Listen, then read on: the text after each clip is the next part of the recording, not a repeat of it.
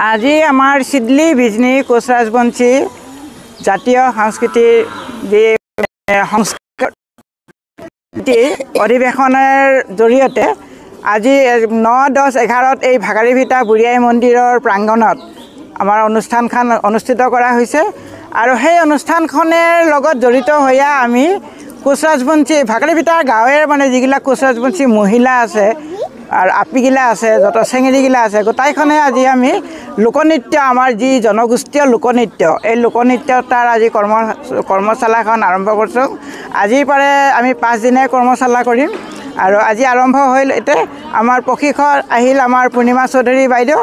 আৰু এটা আমাৰ কমিটিৰ মানুহ আছে মেল্লা আৰু গোটাই গাঁৱৰে মানুহ আছে আজি প্ৰথম আৰম্ভ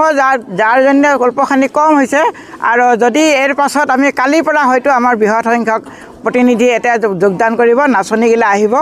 আৰু গোটাইখনে আমি এতে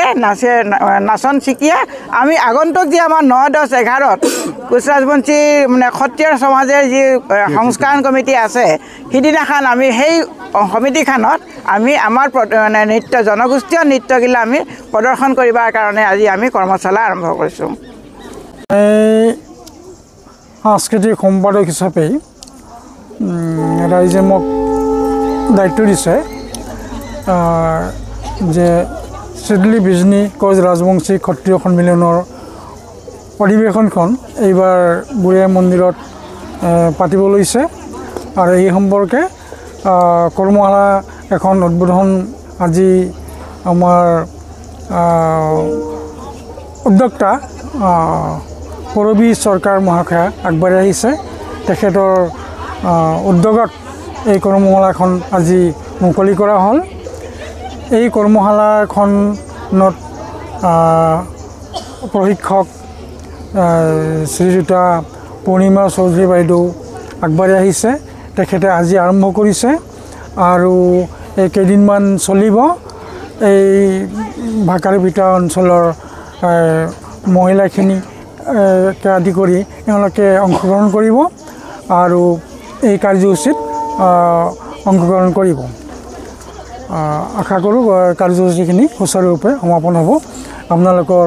সহায় সহযোগখিনি পাই আমাৰ ভাল লাগিছে আপোনালোকক বহুত ধন্যবাদ মই জ্ঞাপন কৰিছোঁ বিশেষ মই দীঘলীয়া কৰিব নোখোজোঁ এইখিনিকে ক'লোঁ আৰু যেহেতু আপুনি এই কৰ্মশালাখনৰ প্ৰশিক্ষক গতিকে উঠি অহা নতুন প্ৰজন্মক আপুনি কি পৰামৰ্শ দিব বিচাৰে কৰ্মশালাখনলৈ যে মই আচলতে মই নিজকে ভাগ্যৱান বুলি ভাবিছোঁ যে আজি এই ভাগাৰীভিটা অঞ্চলত যিটো ক্ষত্ৰিয় সন্মিলনীৰ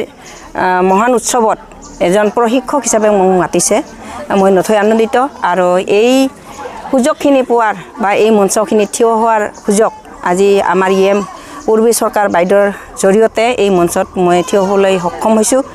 মই এটা কথা মেছেজ দিব খোজোঁ যে আমাৰ কোচ ৰাজবংশীৰ সংস্কৃতিবিলাক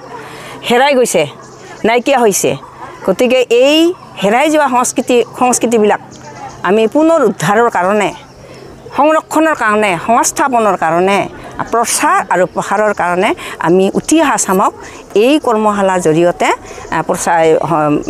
এই কৰ্মশালাবোৰ ব্যৱস্থা কৰিছোঁ আৰু এই কৰ্মশালাৰ জৰিয়তে আমাৰ হেৰাই যোৱা কিছুমান সংস্কৃতিক আমি উদ্ধাৰ কৰিম সংস্থাপন দিম আৰু প্ৰসাৰ কৰিম আৰু সম্প্ৰসাৰণ কৰিম এইখিনিয়ে মোৰ ক'ব লগা ধন্যবাদ